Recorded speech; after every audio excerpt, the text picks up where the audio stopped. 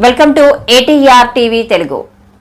విశాఖకే తలమానికమైన రుషికొండ బీచ్ ను blue flag పేరిట పర్యాటక శాఖ అధికారులు పూర్తిగా దోచేశారని జనసేన కార్పొరేటర్ పీతల మూర్తి యాదవ్ అన్నారు. ఈ రోజు ద్వారకా నగర్ పౌర గ్రంథాలయంలో జరిగిన మీడియా సమావేశంలో ఆయన మాట్లాడుతూ,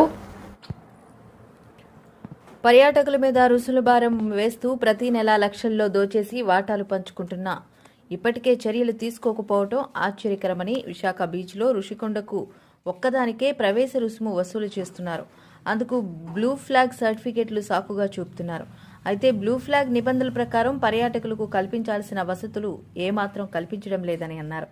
ఆంధ్ర కాంట్రాక్టర్ 5.75 లక్షలు నిర్వహించగా ఆయనను కాదని కేవలం లంచాల కోసం 10,80,000 రూపాయలకు ఒరిస్సా కాంట్రాక్టర్కు దీన్ని కట్టబెట్టారు.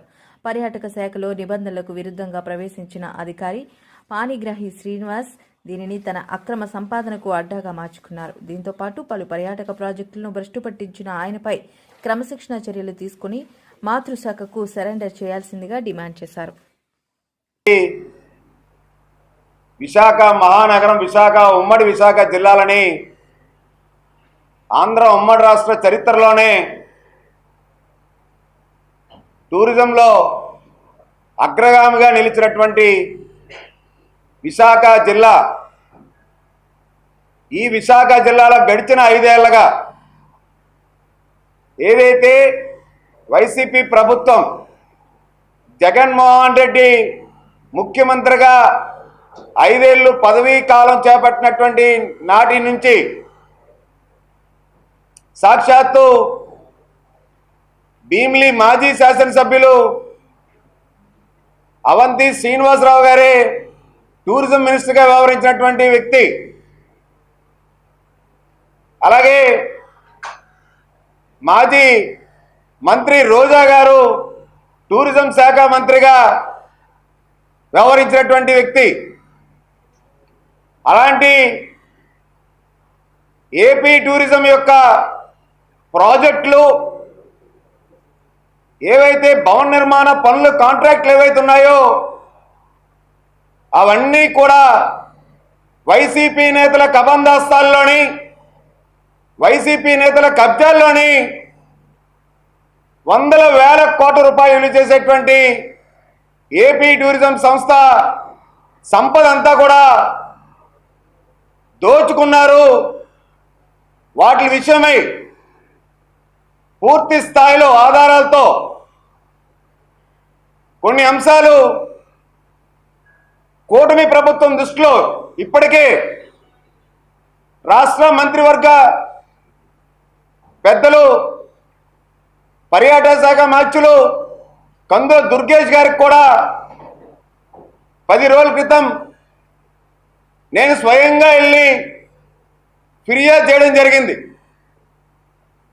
ఏవైతే గత 5 ఏళ్లలో టూరిజం ప్రాజెక్టులు ఏవైతే ఉన్నాయో ఆ టూరిజం ప్రాజెక్టులన్నీ కూడా పునఃసమీక్షించాలి. ఏవైతే ఆపరేషన్ మెయింటెనెన్స్ పేరుతో ప్రైవేట్ వ్యక్తుల కబందాస్తాల్లో టూరిజం ఆస్తులు, టూరిజం సంపద ఏదైతే ఉందో వాటిల్ని ఎలక్షన్ కోడ్ ముందరే హడావిడిగా కొన్ని రెన్యువల్స్ చేశారు. పూర్తి స్థాయిలో మీరు సమీక్షించి వాటిలన్నింటినీ కూడా రద్దు చేయాలి. టూరిజం అగ్రగామిగా విశాఖ కేంద్రంగా తీర్చిదిద్దాలని చెప్పి కూటమి ప్రభుత్వం మంత్రివర్యులు దుర్గేష్ గారికి కోరడం జరిగింది. మంత్రి గారు సానుకూలంగా స్పందించి క్షుణ్ణంగా అంశాల వారీగా మీరు నాకు నివేదిక ఇవ్వండి, ఖచ్చితంగా ఎక్కడైతే అవకతవకలు జరిగినాయో, ఏ విధంగా మనం టూరిజం అభివృద్ధి చేయాలో మీరు సలహాలు, సూచనలు, మీ దగ్గర ఉన్న సమాచారం ఇవ్వండి అని చెప్పి సానుకూలంగా స్పందించి చర్యలు చేపడతామని చెప్పిన వెంటనే తొట్లకండ ఎదురుగుండా ఉన్నటువంటి బే